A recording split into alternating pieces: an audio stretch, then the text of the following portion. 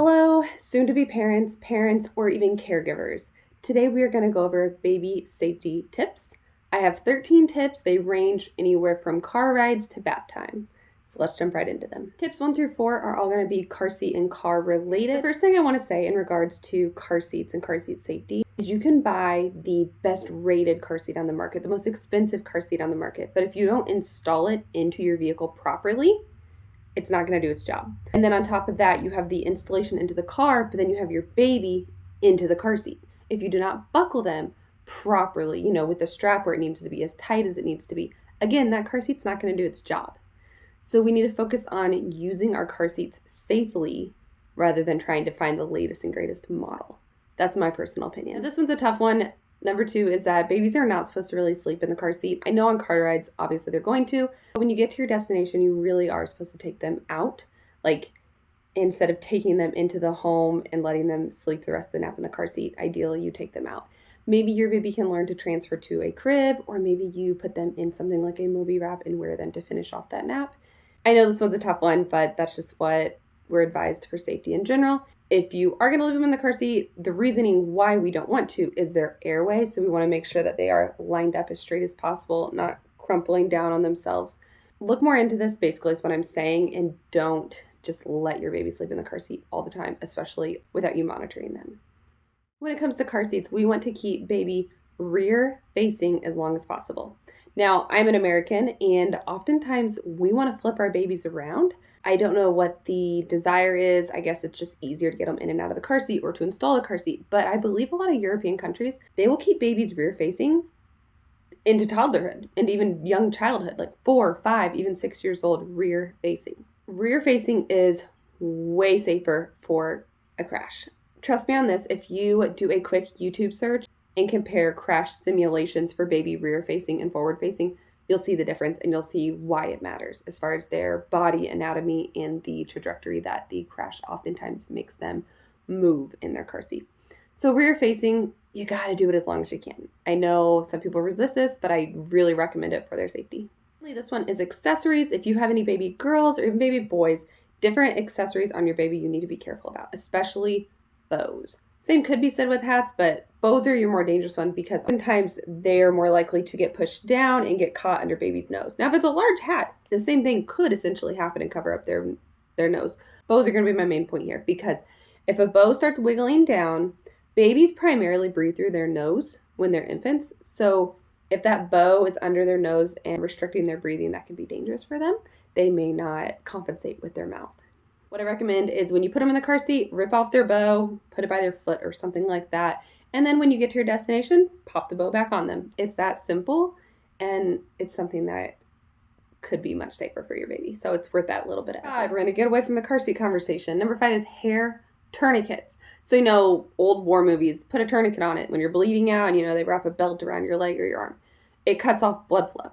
So a hair tourniquet is where maybe one of mom's hairs possibly gets wrapped around baby's finger, baby's toe, honestly, just anywhere where there's a small body part. Also, be mindful about maybe not doing baby's laundry with mom's laundry.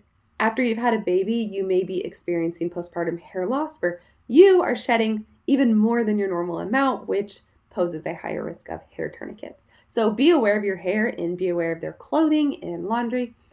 And honestly, if they're crawling age and say they're on the carpet a lot, their toes are working really hard, their fingers are working really hard, and if your hair is all over the floor, that's a risk for them. So make sure you're vacuuming your carpet frequently as well. Breastfeeding, this one is simple. It's number 6, and it is just make sure your baby can clearly breathe while they are breastfeeding.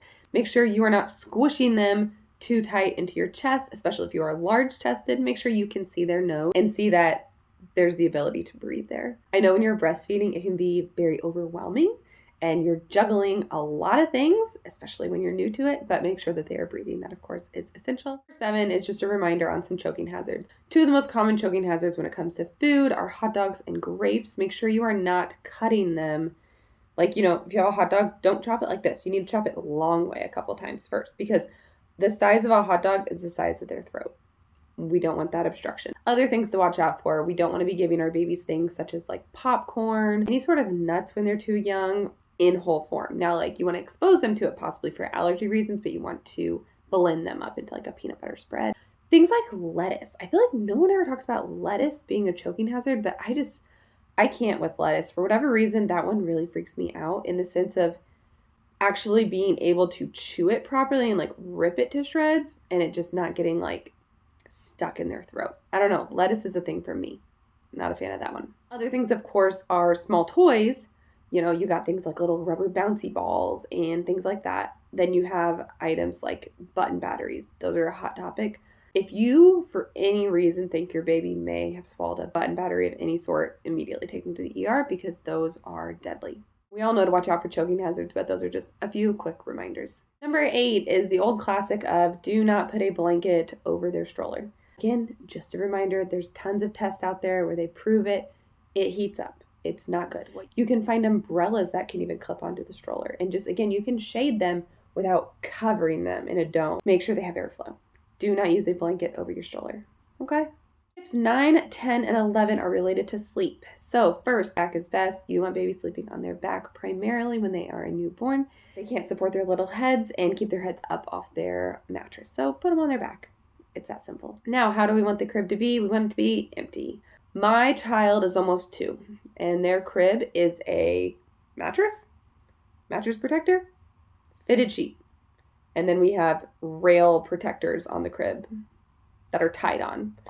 That is it. They don't need stuffies, loveys. They don't need a bunch of items in their crib with them. Keep it simple and minimal. If you are wanting to keep them a little warmer because we are not using blankets in the crib, you may be using swaddles, which is great. But once baby starts rolling, the swaddle's got to go.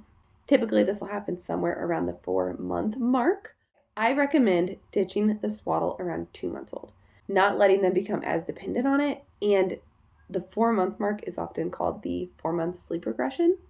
And if you're trying to wean them off the swaddle and they're going through a regression, it can be a really rough time.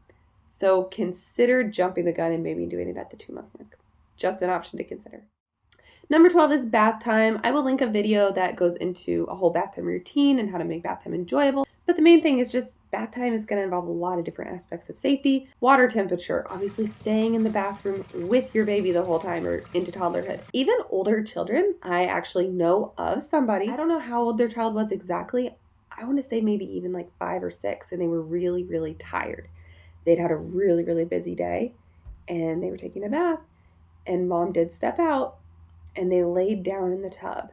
And when mom came back, they were borderline falling asleep in the water, and they really did have to pull them up. It was a scary moment. So even your older children, don't get complacent and keep watching and making sure that they are doing okay. This is a great time as they get older to clean your bathroom. Make use of your time while you're in there. Maybe reorganize it. Do that, but you're still in there with them. Now, obviously, when they're a newborn and a little baby, you're hands-on the entire time. So how are we going to make this safe? We're going to prepare. Honestly, the biggest thing you can do before you get baby naked, have everything ready to go.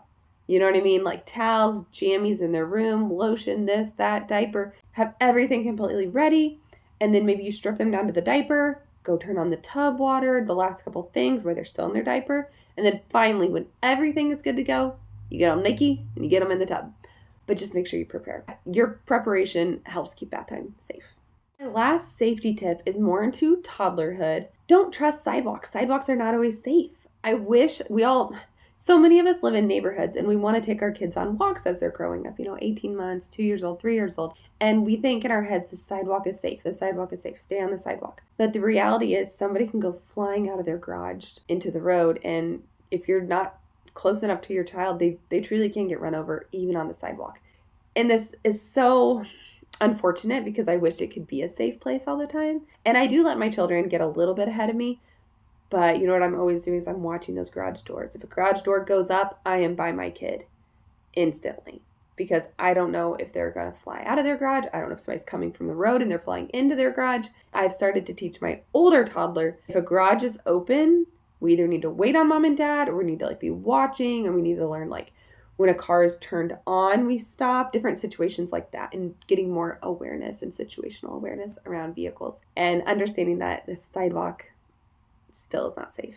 So it's a bummer, but it is a reality. Now, I know that was a lot to cover, and some of these things may seem more or less dramatic than they should. But when it comes to baby safety, like, it's worth it. It's worth a little bit extra effort and paying attention and being aware. It only takes a moment for an accident to happen. And, we love our babies so much, and we just want to keep them safe and keep them happy and healthy. By watching this video, you're helping yourself stay vigilant, stay aware, and just giving yourself those little reminders. So I thank you for being here today and checking out this video. Please check out some other videos on my channel. And if you'd like to comment any other major safety tips that you want to share with other new moms, go ahead and do that. That would be wonderful. Thank you again for watching, and have a great day.